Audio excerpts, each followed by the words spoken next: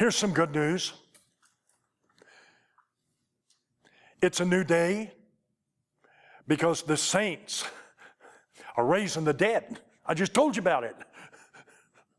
And I got a lot more stories. A lot more. But I made my point, I think. It's also a new day because we Protestants are catching on.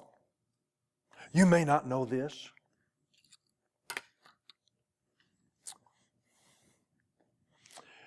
There's a reputable, very renowned, very trustworthy data collection institute. I'm almost tempted to say everybody quotes them. It's the Pew Forum study, P-E-W. They're very reputable. They did a study. You'll like this. In 2011, and here's the conclusion. Today, alive on this earth, breaking news alert, there are over 300 million. Let me stop right there. I didn't say 3 million. I didn't even say 30 million. I said 300 million. That's approximately the population of the United States. There are over 300 million Protestants today alive on this earth who have the same core beliefs as you do. It is a Protestant restorationist movement. It's worldwide. And I think there's a bit of situational divine humor involved in all of this. Did you know? Rhetorical question. Of course you know. Where's the temple? This way? Oh, okay. I've been that way all my life. 20 minutes from the temple here, which is an international headquarters,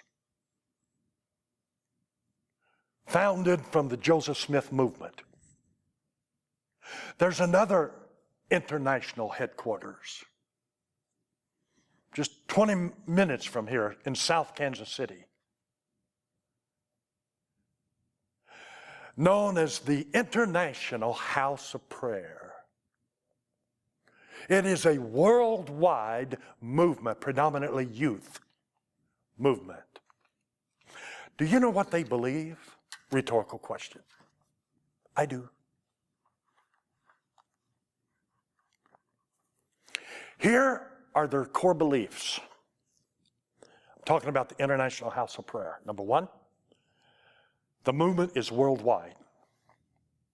Number two, Mike Bickle, the founder, then a young man in 1999, very much believes in the prophetic. Very much believes in the office of a prophet. Very much believes in the office of an apostle. Number three,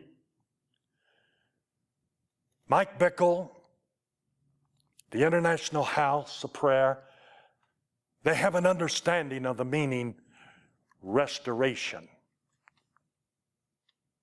And they believe in it more so than reformation. The book of Joel is their favorite book, along with the Song of Solomon, because it's a love affair between Israel and the Messiah. The book of Joel is the biblical restoration book. Mike Bickle and their leaders believe in open revelation. Now, we Baptists were always taught from cradle to grave that I talk to God through prayer, and He talks back through the Word.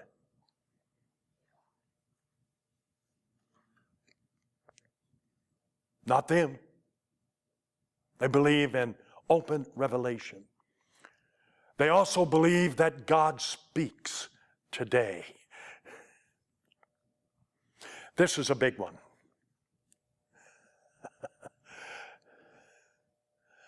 They embrace kingdom theology. This is, as Gomer Powell, or not Gomer Powell, as Barney says to Andy, this is big, Andy. This is big.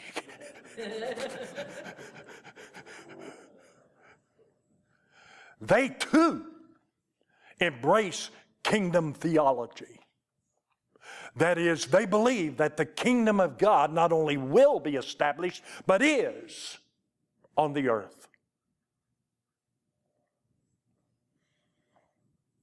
Now listen to this. They also embrace remnant theology. Not elitist, as you don't, as we don't. Now what do I mean by remnant theology? They too believe that Daniel's vision, prophecy, that little stone cut out of a mountain that began to roll down the mountains and destroy the Persian kingdom, the Medes kingdom, the Greek kingdom.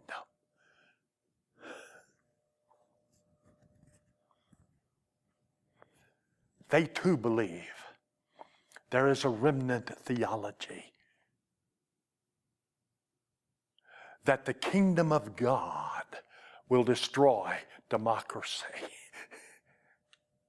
will destroy socialism, will destroy dictatorship.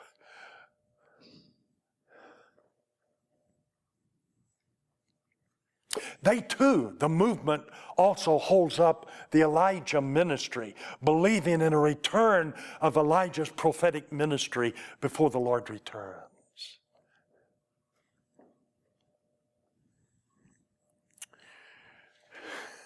It's not a small movement. 300 million of us Protestants believe that, and so do you.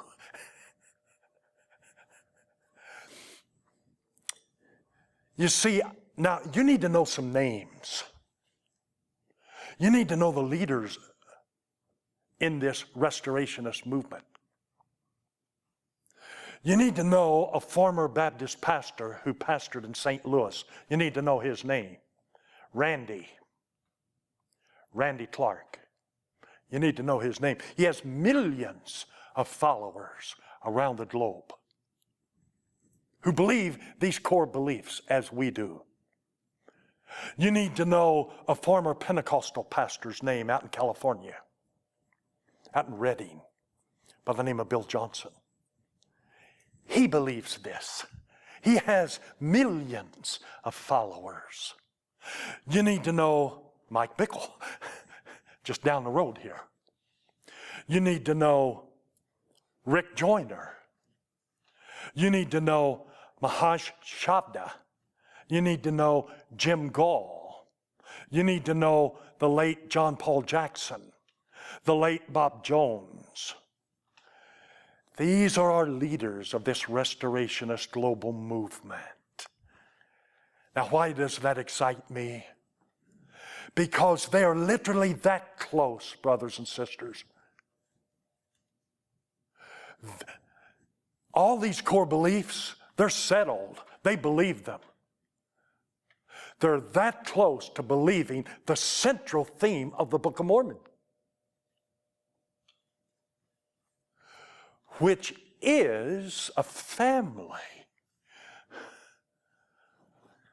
left Jerusalem,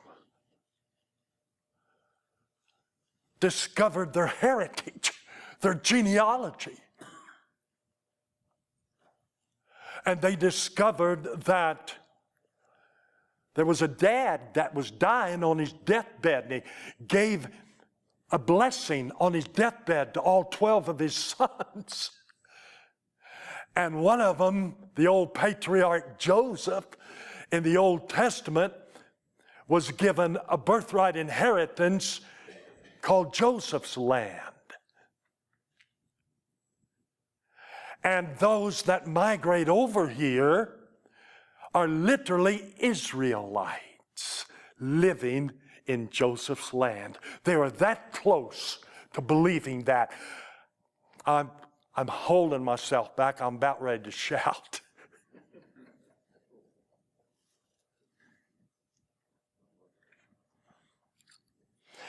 See, that's really one of the main reasons. That's what got the prophet Joseph shot.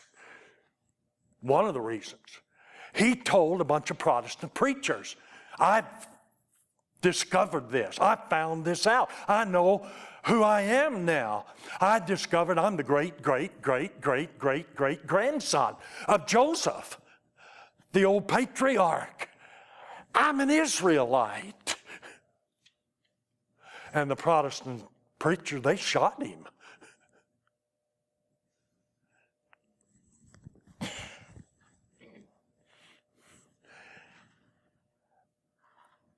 I call these leaders like Bill Johnson, Mike Bickle, Rick Joyner, the Nicodemuses of the Restoration.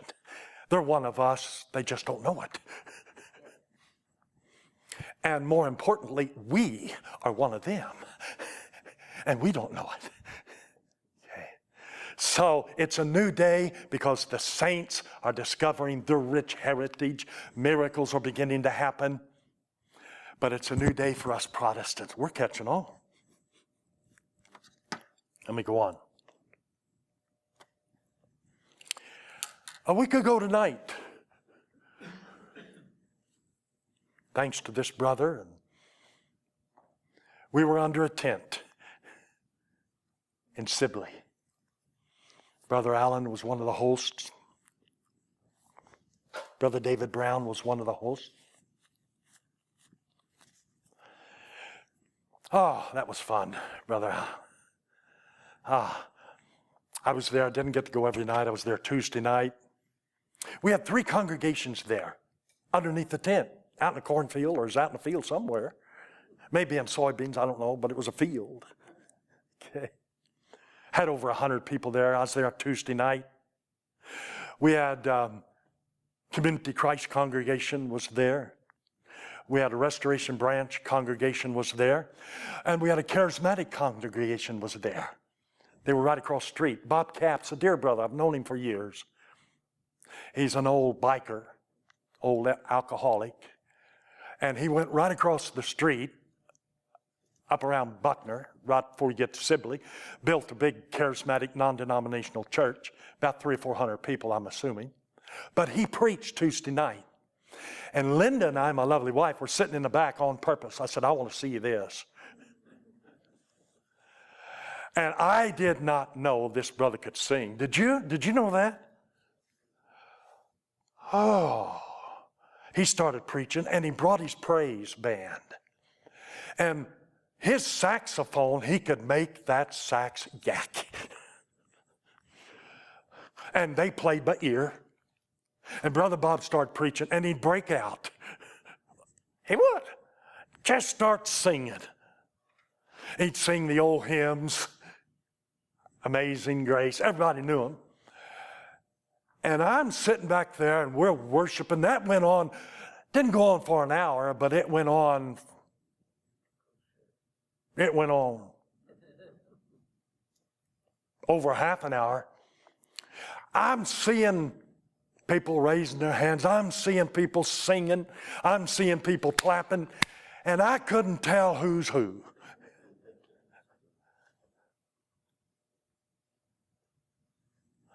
Well, let me quit with this.